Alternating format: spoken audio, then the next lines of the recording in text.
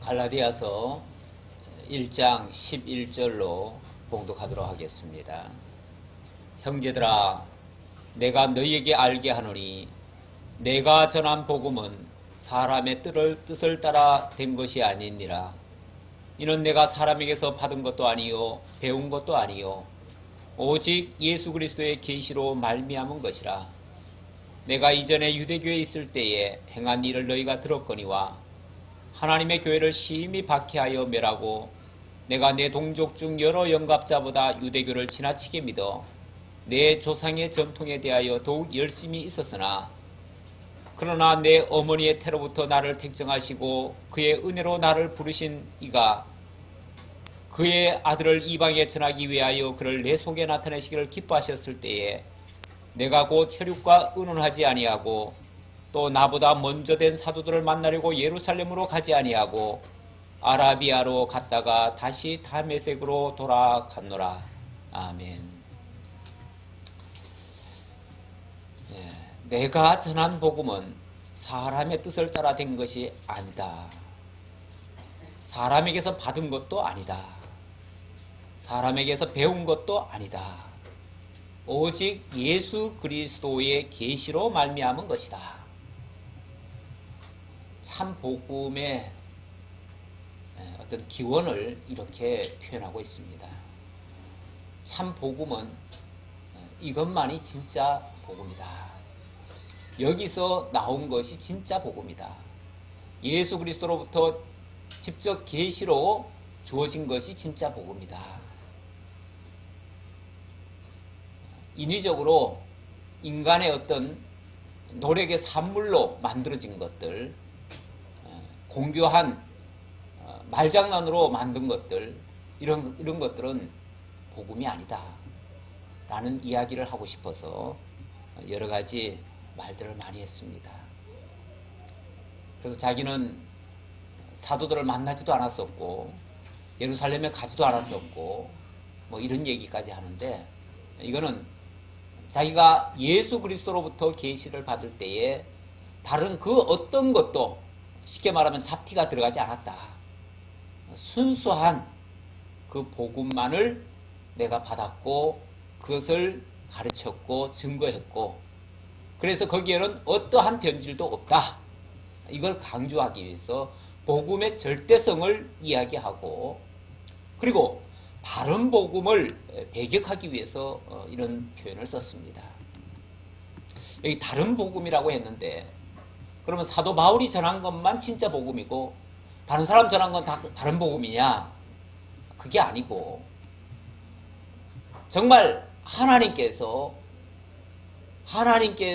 약속하시고 약속하신 그대로 예수 그리스도가 오셔서 이루시고, 그 이루신 것을 사도들을 통해서 그대로 알려주어서 그것을 성경에 기록해서 남겨놓은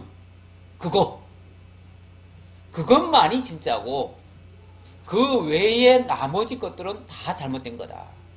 그래서 사도 바울도 물론 직접 계시를 받았지만 바울 외에도 직접 계시 받은 게 많지요. 뭐 베드로도 받았고 야고보도 받았고 요한도 받았고, 그렇게 직접 예수 그리스도로부터 계시를 받은 것들은 진짜 복음이 맞다, 그 얘기죠. 물론 구약 시대로 말하면 선지자들이 하나님께로부터 직접 계시를 받은 거, 그건 진짜 맞다. 그러니까 사도와 선지자들을 통해서 하나님이 기록하게 하신 것들, 그게 진짜 복음이다. 그 외에 다른 것들은 인위적으로 좀 가미된 것도 있고 뭐 배워서 한 것일 수도 있고 뭐 어떤 추가적인 거, 아니면 중간에 어떤 교사들이, 교사란 말은 교사는 자기 게 아니잖아요. 독창적인 게 아니에요. 자기 무슨 뭘 발표하는 게 아니에요. 교사는 이미 어떤 정의된 거, 어떤 진리 같은 거, 이런 것들을 이것이다라고 학생들에게 알려주는 거죠. 그게 교사들의 역할이죠. 그러니까 자기 거를 뭐 새롭게 뭘 만들어서 하면 안 돼요. 이미 성경에 기록된 거, 그것을 정확하게 전달해주고 알려주고 그걸 통해서 하나님이 어떤 분인지를 알게 하고 예수 그리스도를 믿게 하고 그를 통해서 하나님이 주시고자 하는 그 복에 참여케 하는 거, 그게 진짜 복음이다 그 말이죠. 저희가 이 참 복음의 그 정의를 내리기 위해서 그동안 뭐 굉장히 교회사에서 보면은 혼란한 기가 많았습니다. 다시 말하면 다른 복음들이 많이 나왔었다는 거죠. 그래서 그 다른 복음이 진짜 복음을 대체하고 진짜 복음을 오히려 코너로 몰아가지고 거의 사장을 시켜버린 그런 예도 있습니다. 그래서 그때를 가리켜서 중세 암흑기다 이렇게도 표현을 합니다. 그 암흑기는 거의 참 복음을 찾을 수 없었던 시절이었어요. 그런 시절에 종교개혁자들이 다시 성경으로 돌아가자, 다시 하나님의 은혜를 보자, 다시 오직 예수 그리스도만 믿자, 그래가지고 만든 그 표어들이 있어요. 종교개혁의 3대 뭐 원리라고도 할까요? 그걸 갖다가 우리 여기 늘 써놨죠. 오직 성경, 솔라 스크립처라, 오직 믿음, 솔라 피데, 오직 은혜, 솔라 그라시아스. 이것만이 진짜 참 복음이다. 참 복음이다.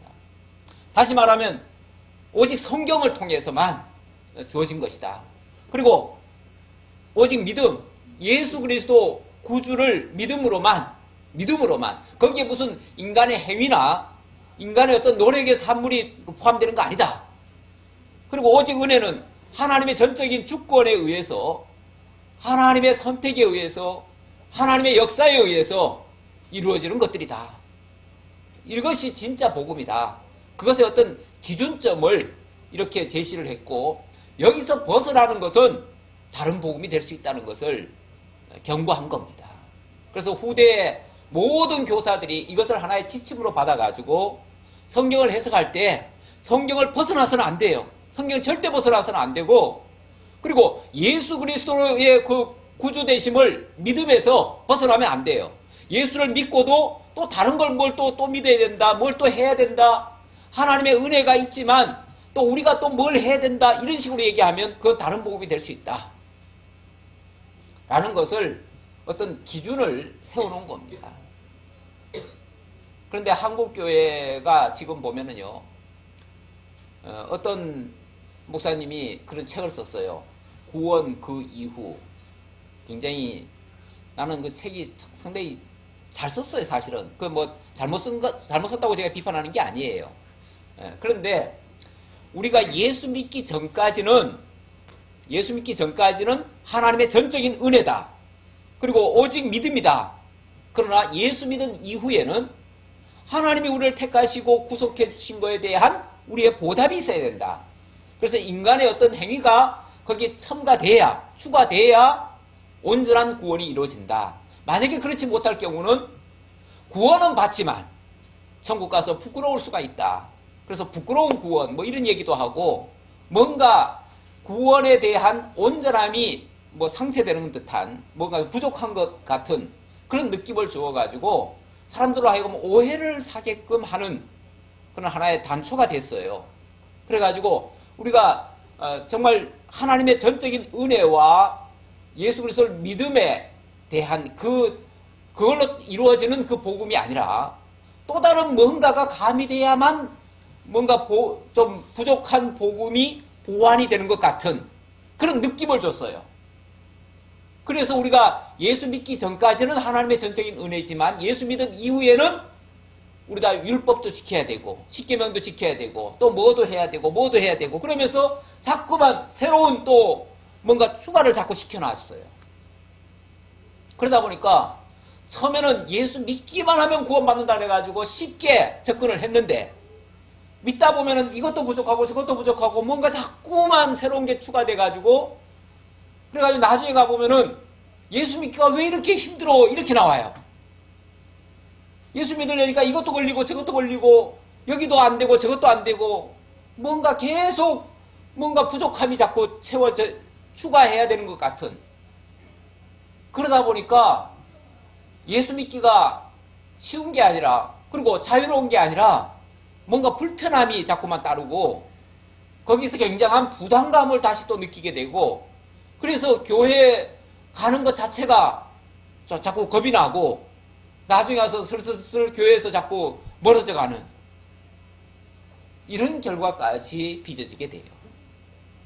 사실 우리 주님께서는 우리를 죄와 사망의 권세 아래에서 이끌어내셔가지고 온전한 자유 가운데로 하나님의 은혜 가운데로 넣으셔서 너희는 다시는 종이 되지 말라 그랬어요.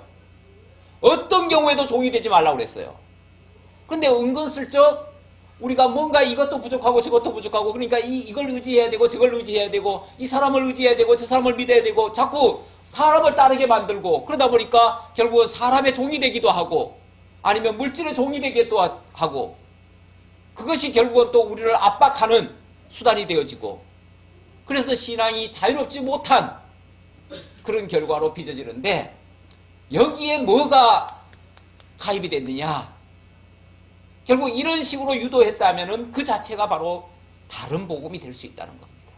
그러니까 다른 복음이라고 해가지고 그 무조건 이단 이렇게만 얘기할 게 아니라 실제 이단들은 예수 그리스도 외에 다른 정말 구원자를 대치를 시켜놔가지고 그래서 구원자를 바꿔치기 하는 바람에 완전한 이단으로 매도가 됐지만 그렇지 않다 할지라도 예수 안에 있으면서도 자꾸만 다른 것을 추종하게 만들면 결국은 다른 복음으로 가게 하는 수도 있다 그 말이죠. 그래서 다른 복음에 대한 이렇게 예를 들어서 그게 이제 대표적인 것이 오늘날 한국교회도 그게 대표적인 것이 예수 믿은 이후에 믿기 전까지는 오직 믿음으로만 구원받지만 예수 믿은 이후에는 율법을 지켜야 된다. 율법을 지켜야 천국에 가서 상급을 받는다. 이게 하나의 이론, 공식화가 되었습니다. 공공연하게 그렇게 교회에서들 전해요. 그래가지고 구약의 율법을 우리의 윤리 도덕서처럼, 윤리 도덕의 기준처럼 이렇게 받아들인 경우가 있습니다. 그래서 예수님은 율법을 다 이루시고 완성하시고 폐하신 것이 아니고 구원에 관계되는 그런 쉽게 말하면 죄짐을 져주시는 거는 율법을 완성하셨는데 그래서 십자가에 못 박히심으로 율법 가운데 율법의 사제규례 이거는 지켜주셨는데 그 다음에 그 윤리적인 거는 그러니까 그 어거스틴부터요 율법을 세 수로 나눴습니다.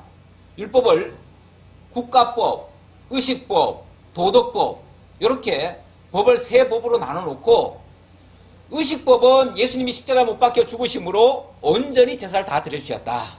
그래서 그 율법은 폐해졌다. 그 다음에 국가법은 이스라엘 국가가 아닌 이상 우리는 그 국가법에 해당이 되지 않는다. 우리는 다른 나라 사람들이기 때문에 그래서 우리는 해당이 되지 않는다. 그런데 세 번째 이 도덕법, 이 도덕법은 이거는 시대와 나라를 초월해가지고 이 세상에 있는 모든 인류에게는 이 도덕법이 그대로 적용이 된다. 그래서 예수 믿는 우리도 이 도덕법만큼은 그대로 살아있는 것으로 지켜야 된다라고 말을 합니다. 그 도덕법이 대체적으로 뭐죠?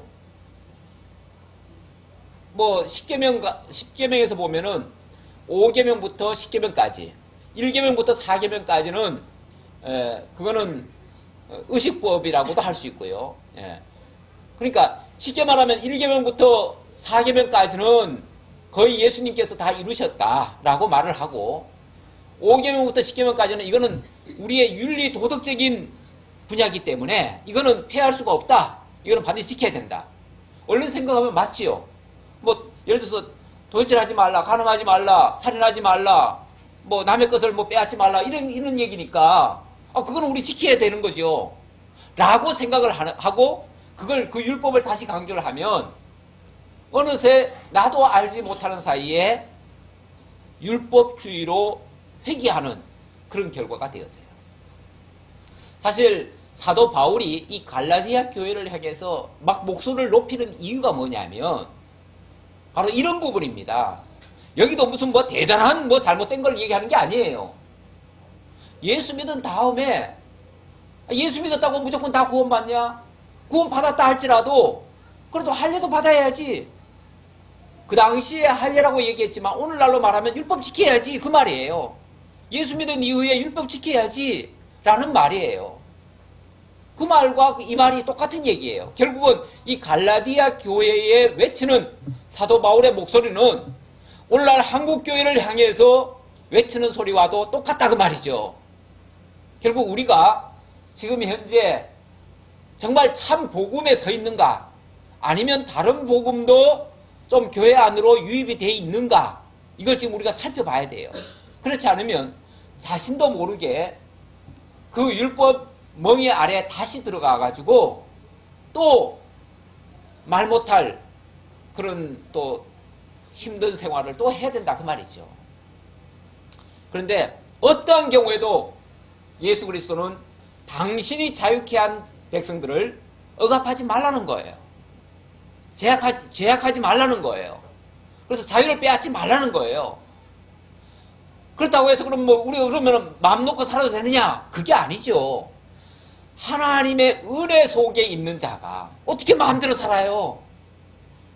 은혜대로 사는 거죠. 은혜대로 살면 남을 위할 수밖에 없고 사랑할 수밖에 없고 그렇게 되잖아요.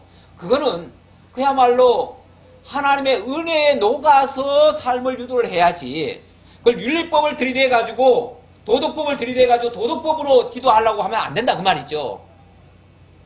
원래 성숙된 시민에게는요 법도 그렇게 강하지 않습니다. 저 유럽 같은 데는요, 요번에 뭐 저 싱가포르에 그 뭐 누가 돌아가셨죠? 예, 그 오랫동안 수상하신 분이 돌아가셨는데, 예, 리칸유인가요? 예, 리칸유 그 수상이 돌아가셨는데, 그분 같은 경우는 전부 다 얼마나 윤리적으로 법을 강화시켜 놨는지, 쉽게 말하면 길거리에 가다가 껌만 뱉어도요 바로 구속입니다. 구속에다가 벌금 어마어마하게 때려맞고 아주 붕대한 처벌받습니다. 뭐 술 먹고 뭐 어떻게 약간 뭐 했다 그러면은 그거는 뭐 몇십 년 징역살이에요. 우리나라 같은 경우하고는 완전히 달라요. 그러다 보니까 질서는, 공공 질서는 잘 세워졌다고 해요. 그렇죠? 그러나 정말 얼마나 또 그 안에 있으면은 얼마나 답답하겠어요. 그렇죠? 네. 그렇게 해서 거리도 깨끗하고 모든 것이 다 좋아지는 것 같지만 그거는 가장 기본적인 인권을 유린해 가면서 세워놓은 어떤 탑이에요. 물론 그건 무조건 나쁘다는 얘기가 아니라 지금 한 예를 들은 거예요. 그래서 우리도 이 교회적으로 만약에 신앙적으로 뭔가를 이렇게 세우기 위해서 성도들을 하려면은 막 쪼아야 되고 뭔가 억압을 가해야 되고 명령을 가해야 되고 할 거 아니겠어요. 그런 식으로 해가지고 뭔가를 만들어냈다고 하면 성과는 이렇게 나왔지만 과연 그것이 그 성도들을 행복하게 하고 아름답게 하고 교회를 예쁘게 만든 것인가? 그건 아니죠. 모양만 그런 거지 실제로 그 안에 있는 사람들은 피폐하고 너무나 힘든 거죠. 그런 것은 올바른 자세는 아니라는 거죠. 그게 원칙이 아니에요. 그래서 오히려 유럽 같은 데 보면은 법이 그렇게 아주 강하지 않습니다. 강하지 않으면서도 생활 속에 체득화된 법 준수 기준이 있어요. 그러니까 누가 말하지 않아도, 그건 뭐 법으로 어떻게 규정하지 않아도 알아서 어떻게 보면 지키는, 그게 성숙된 시민 의식이죠. 그게 사실 그런 원리가 어디서 나온 거냐면 기독교 원리에서 나온 거예요. 기독교 원리는 억압이 아니에요. 원래가 강제성이 아닙니다.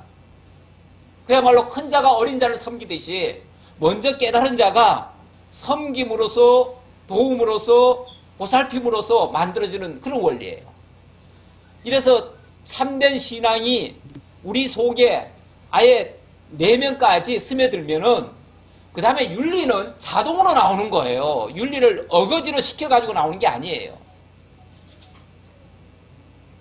서론이 좀 길었습니다. 이제 본론 좀 들어가 보겠습니다. 네. 7절입니다. 7절, 7절이 아니죠. 11절입니다. 형제들아, 내가 너희에게 알게 하노니, 뭘 알게 합니까? 내가 전한 복음은 사람의 뜻을 따라 된 것이 아니니라. 사람의 뜻을 따라 된 것이 아니라고 하면 일단은 인간 기준이 아니다, 그런 뜻이죠. 인간 기준이 아니에요. 이 세상에 원래, 그러니까 하나님의 법이 나오기 전에 이 세상은 윤리 도덕이라고 하는 그 기준으로, 사실 안 믿는 세계에서는 그게 유일하잖아요. 그렇죠? 윤리 도덕이라는 게 모든 것의 상위법에 있잖아요. 이 동양의 모든 것을 지배하는 그 사상이 뭐냐면 도덕법입니다. 공자가 만들어 놓은 게, 공자 맹자가 만들어 놓은 게 윤리 도덕법들이에요. 그거는 인간이 어떻게 살 것인가, 그게 윤리이고요. 이 사회를 어떻게 질서 있게 세울 것인가, 그게 도덕법이에요. 결국 인간의 도리와 이 사회의 어떤 윤리, 그런 것들을 만들어내는 것이 어떻게 보면 국가가 할 일이고, 그게 이 세상 나라들이 다 꿈꾸는 이상세계의 모습이에요. 그 윤리 도덕으로 가능해요. 그러나 우리 기독교가 만약에 그런 식의 윤리 도덕법과 비슷하다면 뭐가 우월한 겁니까? 그렇죠? 기독교는 어떤 면에서요, 이 사회에 있는, 이 세상에 있는 그런 법을 초월하고 그런 법을 다 녹여가지고 그 위에서 새롭게 세팅할 수 있는 그런 법이에요. 다시 말하면 기독교의 그 온전한 법, 그 온전한 법은 예수께서 그러셨습니다. 하나님을 사랑하고 내 이웃을 사랑하라. 이것이 모든 율법의 대강령이니라. 이렇게 말했어요. 말씀하셨어요. 그럼 무슨 소리냐면 사랑이라, 하나님의 사랑, 하나님 사랑, 이웃 사랑이라고 하는 것이 모든 율법을 다 농축해낸 엑기스다, 그 말이에요. 그러면은 그 사랑이라고 하는 법 안에 모든 것은 다 들어와 있다, 그 말이에요. 그러면은 우리가 온전한 신앙을 통해서 하나님을 사랑하고 이웃을 사랑할 수만 있다면, 그러면 모든 율법은 그 안에서 다 지켜지는 거예요. 왜? 그게 완성이니까. 그렇죠? 이건 이제 하나의 원리죠. 그러나 우리가 사랑한다고 하면서도 못하는 게 많죠. 그건 사실은 사랑이 아직 미달된 거죠. 엄밀하게 말하면 우리가 말은 사랑한다고 하지만 사랑이 미달된 거지, 그걸 내가 사랑 다 했다, 그렇지만 사랑만 가지고 되느냐, 또 율법도 지켜야 된다, 이렇게 말하면 안 된다, 그 말이죠. 이원화시키면 안 돼요. 우리는 기독교의 법은 모든 것을 다 일원화시켜야 돼요. 모든 것을 다 하나님 앞에 굴복시켜야 돼요. 하나님의 법이 최상위법이 돼야 돼요. 그 법에서 모든 것을 다 주장하고 다스려 가야 돼요. 그런데 사람의 뜻을 따라 된 것이 아니라는 말은 사람의 어떤 인위적인 것이 작동이 돼가지고 그걸로 인해서 만들어진 그런 법에 속한 것들이 아니다. 자, 그 얘기입니다. 자, 그러면 어디서 나온 거냐? 그러면 사도 바울이 전했던 그 복음은 도대체 어디서 나온 거냐? 그 말이죠. 그거의 정체를 얘기하는데 12절, 이는 내가 사람에게서 받은 것도 아니요 배운 것도 아니요 오직 예수 그리스도의 계시로 말미암은 것이라. 예수 그리스도의 계시로 말미암았다. 또 이렇게 말하면 또 이단들은 그거 봐라, 사람들한테 배운 거 별 필요 없다, 사람들한테 배울 필요 없고, 그래서 신학교 가가지고 신학 배우는 거 그거 다 소용없고 예수 그리스도에게 직접 계시받아야 된다. 그래서 맨날 하는 짓이 뭡니까? 삼각산에 올라가가지고 주여 내게 계시 주시옵소서, 하나님의 음성을 들려주시옵소서, 그러면서 그러다가 호리호리 뭐가 지나가면은 계시받았다고 해가지고 그 다음날부터 자기가 계시받았노라고 자기 말을 막 해제키죠. 이거 하나님의 계시라고 그러고 하나님 빙자해가지고 자기 말을 해제키죠. 그러니까 뭔가 번뜩 떠오르는 게 있어요. 저도 뭐 무슨 말씀을 전하려고 생각하면 사실 계속 이 곰곰이 생각하거든요. 제가 노는 것 같아도 놀지 않습니다. 계속 이 생각 속에 그게 맴돌아요. 무슨 말씀을 전할까? 어떻게 전할까? 성경은 어떻게 돼 있나? 이걸 비교해가면서 계속 그걸 생각하잖아요. 그러다가 만약에 뭐가 팍 떠올랐다, 그게 하나님의 계시라고 생각하는 거거든요. 만약에 어떤 분이 계시만 생각한다면 그렇게 생각할 수 있다고 말해요. 그러다 보니까 저 이만희 씨도 자기가 요한계시록을 통째로 받았다 그러잖아요. 통째로 받았고 자기가 하나님의 그 약속을 받은 목자라고 그러잖아요. 약속 받은 목자다. 이렇게 본인이 얘기해요. 그래서 계시록을 받았고 계시록의 성취를 받았다. 성취를 받았기 때문에 그래서 성취 못 받은 자들은 다 가짜다. 그러니까 내가 받았으니까 나를 통해서 내가 재예언을 할 것이고 내 말을 다 들어야 된다. 그래서 내 말을 듣는 자는 다 구원받을 것이고 내 말 듣지 않고 과거 거를 받은 자들은 그 답습하는 자들은 다 가짜다. 이렇게 얘기를 하는 거죠. 그런데 그 사람만 그런 게 아니고요. 그렇게 주장하는 사람들이 굉장히 많습니다. 굉장히 많아요. 그러다 보니까 어느 순간 자기가 모든 하나님의 그 계시를 독점하는 자가들이 돼버리죠. 근데 이렇게 독점을 하다 보니까 무슨 착각까지 하냐면 자기가 마치 하나님이 된 것인 양 착각을 하고요. 자기가 예수가 된 줄로 착각을 해요. 그리고 보혜사 뭐 이런 정도, 그러니까 모든 이단들이 가만히 보면요, 자기가 하나님이다, 자기가 예수다, 자기가 보혜사다 이런 소리를 하는 이유가 그런 착각을 해서 그래요. 자기가 마치 그 계시를 다 독점한 줄로 착각을 해가지고. 그런데 분명히 아실 것은요, 하나님이 정하신 사도와 선지자들 외에는 없습니다. 일체 하나님이 그런 계시를 주시지 않습니다. 그리고 요한계시록 이후에는요, 이 예언의 말씀 외에 더하는 자나 덜하는 자는, 빼는 자는 정말 성경에 있는 모든 저주를 다 받을 거라고 했습니다. 굉장히 위험한 발상이에요. 그 자체가.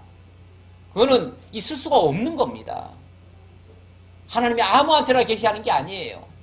계시 때가 있어요. 계시하실 때가 있어요. 그리고 특별 계시 완료 때가 있어요. 완료 이후에는 더 이상의 특별 계시는 주지 않아요. 물론 지금도 하나님이 뭐 일을 못 하셔서 안 하신 게 아니고 특별 계시, 성경에 기록될 이 특별 계시를 자꾸 또 새로 주시면요, 이걸 다 폐지해야 될 거 아니에요. 그렇죠? 그럼 기준이 없어져 버릴 거 아니에요. 하나님의 말씀이 뭐가 되겠어요? 이 사람은 자기가 받았다고 해가지고 이 말을 할 것이고, 저 사람은 또 자기가 받았다고 딴 말을 할 것이고, 그러면은 완전히 아수라장이 되는 거죠. 그래서 하나님은 이 성경 계시 66권 외에 다른 계시는 없어요. 그래서 오직 성경이라고 하는 말은 하나님이 선지자와 사도들을 통해서 기록해 주신 이 성경 외에는 없다, 그 말이에요. 성경 외에는 없다. 그러니까 당연히 사람에게 배워서도 안 되는 것이고 사람의 뜻을 따라 된 것도 안 되는 거죠. 자, 그러면서 13절, 거기에 자기가 오직 예수 그리스도의 계시로 말미암았음을 증명하기 위해서, 이 지금 변증서라고 그랬죠. 이 갈라디아서 자체가 변증서예요. 변증서다 보니까 자기가 무슨 말을 하면 거기에 대한 변호 증명거리를 들이대요. 그러면서 내가 이랬었다. 그렇기 때문에 내가 사람에게 배우지 않고 예수께로부터 직접 계시를 받은 게 틀림없지 않느냐, 그 얘기를 하는 거죠. 그래서 그 증명의 방법으로 이 표현을 하는 겁니다. 내가 이전에 유대교에 있을 때 행한 일을 너희가 들었거니와 하나님의 교회를 심히 박해하여 멸하고 내가 동족 중 여러 영갑자보다 유대교를 지나치게 믿어 내 조상의 전통에 대하여 더욱 열심히 있었으나, 자, 이 무슨 소리입니까? 이 사도 이 바울은요, 처음부터 예수 믿은 사람이 아니에요. 처음부터 예수님을 따라다녔던 사람이 아니에요. 오히려 이 사람은 유대교에 아주 철두철미했던 사람입니다. 유대교에 아주 열심히 지나쳤어요. 열심히 특심이었어, 특심. 그래서 보통 사람들 그냥 하나님 믿고 그냥 율법 지키면서 평범하게 살아가던 그런 정도가 아니라, 이 사람은 이 종교교육을 가말리엘 문화생으로 들어가가지고 아주 율법에 아주 정통하게 율법을 배운 사람이에요. 그러니까 만약에 율법주의로 가기 시작하면요, 이 사람만큼 율법 잘하는 사람이 없어요. 그러니까 그 어떤 사람보다도 율법을 더 강조할 사람인데, 율법 자기 배운 걸로 말하면은. 근데 지금 어떻게 하고 있습니까? 그 율법을 가르치는 자들을 향해서 다른 복음이라고 지금 얘기를 하고 있잖아요. 그렇죠? 그러니까 자기가 배운 것과는 전혀 딴 쪽으로 지금 얘기를 하고 있는 거예요. 자기가 배우기는 율법 박사인데, 쉽게 말하면 율법 박사가 율법은 절대 안 돼, 이렇게 지금 얘기하고 있는 거잖아요. 그렇죠? 그러면서 오직 하나님의 계시로 말미암아 이루어진 그 복음만이 너희를 살리고 너희를 자유케 하고 너희를 그리스도에게로 연결시켜주고 온전한 믿음을 갖게 한다. 이렇게 지금 얘기하는 거잖아요. 자, 뿐만 아니라 이 사람은 유대교에 열심을 하다 보니까 처음에는 예수에 대해서 오해를 했어요. 오해를 해가지고 저 예수는 율법 파괴론자다 또는 신성 모독자다 이런 식으로 생각을 해가지고 예수 믿는 사람들은 저 사람들은 제거 대상이다. 있어서는 안 될 암적 요소다 이렇게 생각을 했어요. 그러다 보니까 딴 사람들 같으면 아이고 뭐 세상에 저런 사람도 있지 하고서 그냥 지나칠 건데 이 사람은요 그런 사람을 보면 견딜 수가 없어요. 그래서 잡아 죽이든지 아니면 끌어내가지고 처벌을 받게 하든지 자기 손으로 해야 직성이 풀리는 사람이에요. 그래가지고 예수 믿는 사람들 잡아 죽이려고 자기가 대제사장에 가가지고 오늘날로 말하면 그 검찰권을 시키면 받습니다. 받아가지고 자기가 체포를 해가지고 와요. 어디까지 가냐면 다메섹까지 쫓아 올라가가지고 다메섹이면은 지금으로 말하면 지금 IS가 지금 활동하고 있는 시리아입니다. 시리아 거기에 다메섹이 있어요. 그 지역까지 쫓아 올라가가지고 거기서 사람들을 막 있는 대로 잡아다가 끌어내가지고 심지어는 공개 재판도 했어요.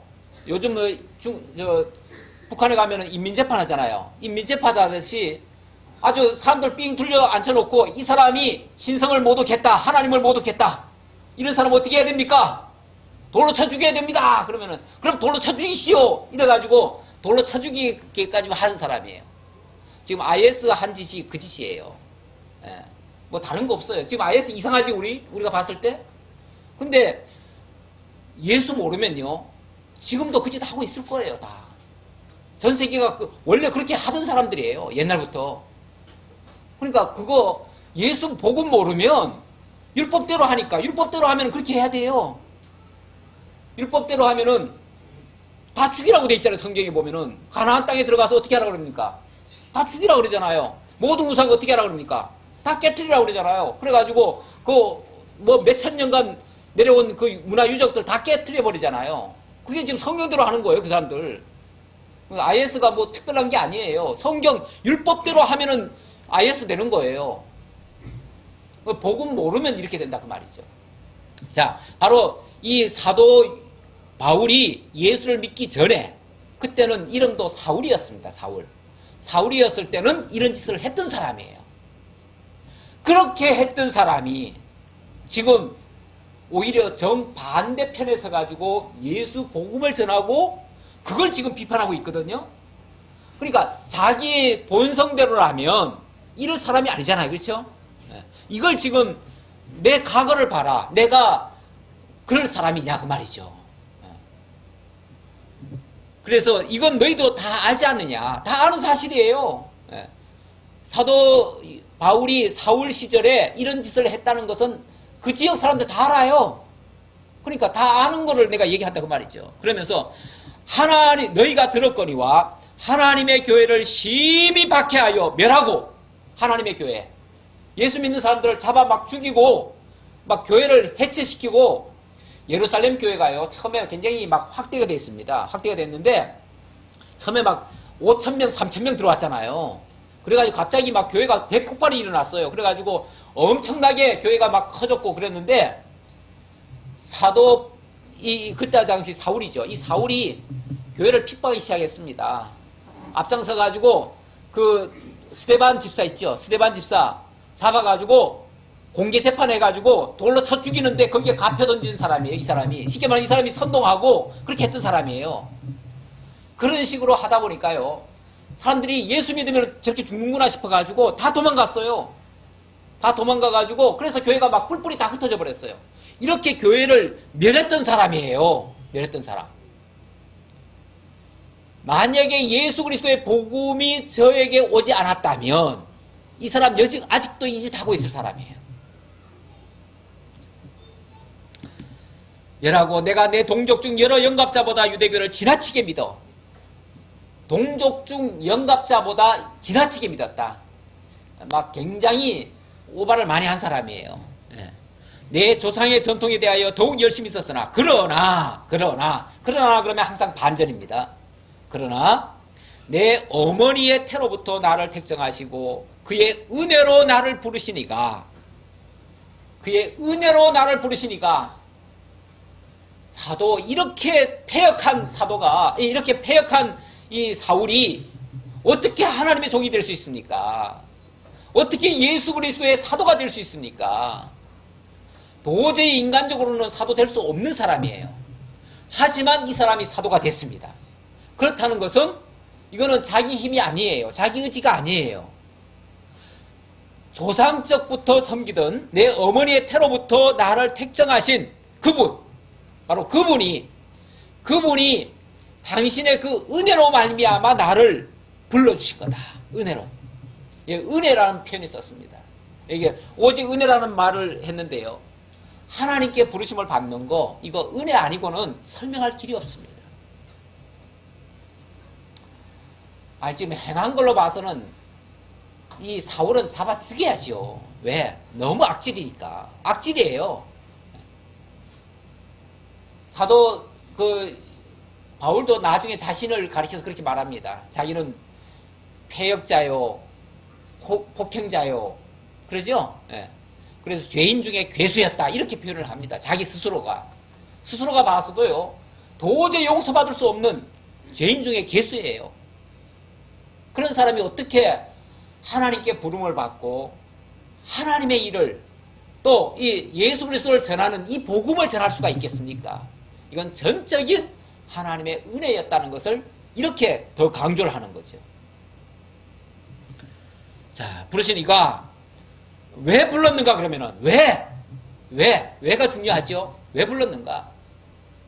16절, 그의 아들을 이방에 전하기 위하여. 그의 아들이 누굽니까? 예수 그리스도죠. 예수 그리스도를 이방에 전하려고. 이방은 기본적으로 하나님의 택한 백성이 아니었습니다. 그렇죠? 모든 이방인들은 그래요. 그리고 기본적으로 하나님에 대해서 모릅니다. 그리고 기본적으로 아주 패역하기가 말도 못합니다.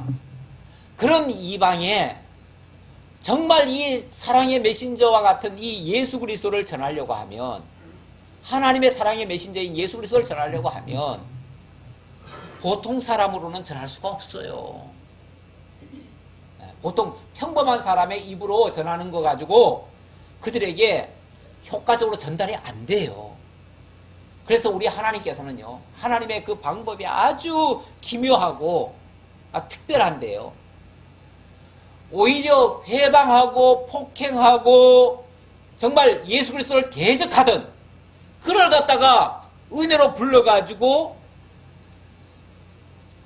회심을 시켜가지고 180도 사람을 바꿔놔가지고, 전적인 은혜죠. 그것도 전적인 은혜로 180도를 바꿔가지고 예수를 욕하던 그 입술로 예수를 전하는 그 입술로 바꿔놨다, 그 말이에요. 평소에 예수 편에 있던 사람이 예수는 좋습니다 그러면은 그 말은 니는 그 편이니까 그렇게 얘기하지, 이렇게 말할 거 아니에요. 그렇죠? 그러나 반대로 예수를 곧 잡아 죽일 듯이 덤비던 사람이 어느 날 갑자기 180도 바뀌어가지고 정말 예수를 전하고 예수가 그 정말 사랑덩어리라는 것을 전한다면 저게 지금 본 마음으로 전하겠어요? 하나님이 저와 함께하고 있다는 것이 보이는 거죠. 우리 하나님께서 그런 방법으로 쓰신다니까요. 그래가지고 하나님이 특별히 이방인들에게, 정말 하나님 알지 못하고 무지몽매한 그 이방인들에게 예수 그리스도를 전하기 위해서 특별히 불러낸 그런 그릇이다, 그 말이에요. 그런 그릇이다. 그의 아들을 이방에 전하기 위하여 그를 내 속에 나타내시기를 기뻐하셨을 때에, 곧 그런 하나님의 의도 때문에 사울이 부름을 받았을 때에 사실 얼마나 두렵고 얼마나 정말 기가 막히겠어요. 자기가 지금까지 해오던 그 자기 철학과 자기 사상과는 전혀 안 맞는 얘기를 지금 하나님이 보여주는 거 아니에요. 그렇죠? 기가 막히죠. 그러면서 이것을 이제부터는 이렇게 하라고 하는데, 우리들 같으면요, 무슨 중대한 변화가 있거나 뭔가 내가 내 뭔가를 바꿀 때는요, 가까운 사람한테 묻습니다. 그렇죠? 묻고, 과연 이런 하나님의 말씀이 있었는데 이게 과연 옳으냐, 그러냐 한번 물어봐서 확인도 해보고, 이렇게 좀 심사숙고를 하지요. 그런데 만약에 그렇게 되면요, 사람의 생각이 거기 가입됩니다. 야, 그런 게 어딨어. 그러지 마라. 이러고 이제 결국은 못 듣게 할 거예요. 그럴 텐데, 이 사울은요, 그런 하나님의 계시가 왔을 때 사람과 혈육과 의논하지 않았다는 거예요. 의논하지 않았다는 거예요. 의논하지 않고 어떻게 했는가? 또 나보다 먼저 된 사도들을 만나려고 예루살렘으로도 가지 않았고, 그럴 때에 우리가 하나님 부르셨으니까, 또 사도 베드로로부터 시작해가지고 11명의 지금 사도들이 아직 있으니까, 그 사람들 찾아가가지고 내가 이런 계시를 받았는데, 이게 맞습니까? 하고 이렇게 물어볼 수도 있는데, 그것도 안 했다는 거예요.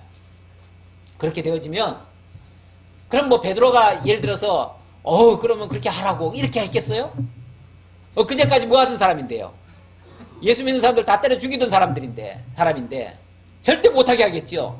너 같은 놈이 어떻게 여기에 들어올 수 있느냐? 하지 말아라. 이러겠죠. 그러니까 그것도 안 했단 말이에요. 그 의논도 안 했다. 사도도 안 찾아갔다. 그리고는 어디로 갔는가? 하나님이 가라고 한 곳에 간 거예요. 어디로 갔는가? 아라비아로 갔다가 다시 다메섹으로 돌아갔노라. 아라비아로 갔다가, 아라비아가 어디입니까? 지금으로 말하면 사우디아라비아. 근데 왜 사울이 왜 사우디아라비아를 갔을까요? 사실 이거는요, 최근에 밝혀진 이야기입니다. 우리는 그 이스라엘 백성들이 출애굽 하잖아요. 출애굽하는 장면을 제가 지도 그려봤지요. 지도 보면은 홍해 그 끝에 거기에 시내산이 있다고 그래요. 거기서 하나님이 거기서 모세를 만나고 모세에게 율법을 주시고, 그래서 그 산을 가리켜서 하나님의 산이다 이렇게 표현을 합니다. 그러는데 그러니까 최근은 아니고 이제 한 10여 년 전이겠죠. 우리나라의 그 의사 한 분이 그 사우디아라비아 그 왕실에 주치의로 간 적이 있습니다. 이 사람이 집사님이신데, 이 사람이 거기 갔다가 아주 희한한 걸 봤어요. 이상한 걸 봤는데, 뭘 봤냐면은 어느 특정 구역에는 절대 아무도 못 가게 하고, 거기는 왕실 자손들만 쉽게 말하면 거기 들어갈 수 있고, 왕명을 받은 자만 들어갈 수 있어요. 그 외에는 못 들어가요. 그런데 그 이상하다. 그래서 이제 자기는 이제 왕 주치의니까 이제 그 어떤 특권을 가지고 거기 가본 거예요. 갔는데 가서 봤더니 거기에 뭐 모세의 뭐 쉽게 말하면 장막이나 모세의 그 뭐 가시 떨기나 뭐 이런 것들이 있는 거예요. 그래서 깜짝 놀란 거죠. 어떻게 된 건가? 왜 여기에 이런 게 있는가? 알고 보니까 거기가 신의 산이라는 거죠. 근데 지금은 라오즈 산이라고 되어 있습니다. 라오즈 산인데 거기에 모든 그 당시에 그 뭐 흔적들이 다 있다는 거예요. 거기에. 그래서 거기를 특별히 보호를 하고 아무도 접근을 못하도록 그렇게 지금 막아놨다는 거예요. 그래서 시내산이 바로 거기 있다는 것을 알게 됐는데, 그동안 신학자들이 그 시내산을 설명하면서 이스라엘 백성들이 애굽에서 나와가지고 광야에서 헤매다가 시내산까지 갔다가 그리고 되돌아와가지고 거기서만 뺑뺑뺑 돌았다. 40년간. 그렇게 얘기를 하는데, 그러다가 갑자기 요단 동편 땅으로 들어가죠. 근데 시내산에서는 요단 동편 땅 들어갈 리가 없거든요. 요단 동편 땅 들어가려면은 아라비아 쪽에서 들어가야 돼요. 그런데 어떻게 갑자기 아라비아를 왜 다 끝났는데 일부러 이렇게 아라비아로 돌아서 이렇게 가는가? 그게 이해가 안 됐어요. 이해가 안 됐는데, 이 말씀을 최근에 이제 깨닫고 보니까 거기가 시내산이었다면, 그리고 거기도 이제 광야죠. 광야나 마찬가지죠. 사막 지대에 정말 아무것도 없는 그런 산이에요. 그런 산인데 거기가 시내산이라면은 성경이 그냥 그대로 다 풀려가는 거예요. 그래가지고 그분을 중심으로 해가지고 그리고 그게 옛날에 그 BBC에서도 그게 방영이 된 적이 있대요, 한번. 그래서 시내산은 그 애굽 지역의 거기가 아니라 만약에 거기라면요. 거기는 원래 애굽 땅입니다. 거기는 애굽 땅이기 때문에 그러면 결국은 출애굽한 게 아니에요. 출애굽하지 않고 계속 애굽 땅에서 광야만 나갔다 그 얘기밖에 안 돼요. 그러니까 출애굽이라는 말 자체가 성립이 안 돼요. 만약에 거기였다면. 거기가 광산이 있어서 애굽 광산 광물을 많이 캤다고 그러더라고요. 지금 나와 있는 원래 애굽 땅으로 예. 지금 우리가 알고 있는 시내산으로 치면 예, 그렇죠. 잠깐 거기가 애굽 지역이에요. 그럼 결국은 애굽에서 분명히 나왔어야 되는데 안 나온 결과가 돼버려요. 그러니까 말이 안 돼요. 근데 여기 아라비아라고 얘기를 하면 그러니까 이 사도 바울이 이 아라비아에 갔었다는 말도 결국은 시내산에 갔다는 얘기가 되는 거죠. 그렇게 보시면 그렇죠? 시내산에 갔다는 얘기가 되고 시내산은 곧 하나님의 산이라 일컫기도 하고 그곳에서 하나님의 특별 계시가 모세를 통해서도 주어졌고 사도 바울을 통해서도 주어졌다. 그 얘기를 지금 강조하는 얘기예요. 이해되십니까? 네. 그래서 사도 바울이 하나님의 계시를 특별히 받았다는 것을 강조하기 위해서 아라비아에 있는 시내산에 갔었다는 것을 지금 이렇게 강변하는 것이다. 라고 이해하시면 되겠습니다. 그리고 거기서 계시를 받은 다음에 그 다음에 다메섹으로 올라갔다. 다메섹은 어떻게 보면 예수 만난 자리입니다. 그렇죠? 예수 만난 자리. 예수님으로부터 사도로 부름을 받은 자리예요. 그곳에 다시 갔고 거기가 자기가 가장 핍박을 많이 가했던 곳. 역사적인 장소죠. 그곳에 누가 가겠습니까? 안 가지요. 옛날에 그 안 좋은 추억이 있는 곳은 사람들이 사실은 피합니다. 그런데 거기 갔다가요, 사도 바울이 에워싸여가지고요, 그 쉽게 말하면 그 반대파들한테 에워싸여가지고, 왜냐하면 이쪽에서 봤을 때는 배신자잖아요. 그렇죠? 배신자니까 그들이 에워싸가지고 사도 이 바울을 죽이려고 막 그런 적이 있어요. 그래가지고 몰래 막 그 바울이 타고 도망가고 그런 적이 있어요. 네, 그런 일도 있었다는 걸 얘기하는 겁니다. 오늘은 사설이 길어가지고 내용이 많이 진도는 못 나갔습니다. 다음에 18절로부터 다음에 또 살펴보기로 하고 하나님의 말씀이 이 특별 계시라고 하는 그 부분을 오늘 잘 좀 기억하셨다가 다른 걸로 오해하지 마시기를 바랍니다. 기도하겠습니다.